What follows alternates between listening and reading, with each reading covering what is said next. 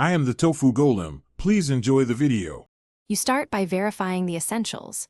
Does your phone have an IR blaster, or will you use a Wi-Fi/Bluetooth app?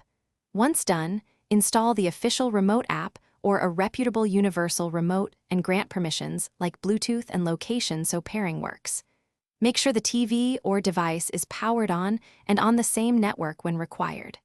Finally, note the model number or input names. This speeds setup because the app often needs a device selection before it can send any commands.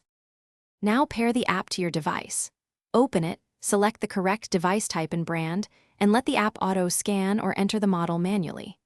During pairing, follow prompts precisely, enter codes when asked or confirm button responses, and immediately test core controls like power and volume so you know pairing succeeded. Once paired, customize the layout, create macros for common sequences, and save the profile to cloud or local backup. This avoids repeating the process later and keeps controls intuitive for you. To finish, verify stable connections. Check phone battery, Wi-Fi, or Bluetooth signal and that the target device is awake. If buttons lag or fail, reboot both the phone and the device, then relaunch the app. If problems persist, clear the app cache or repair.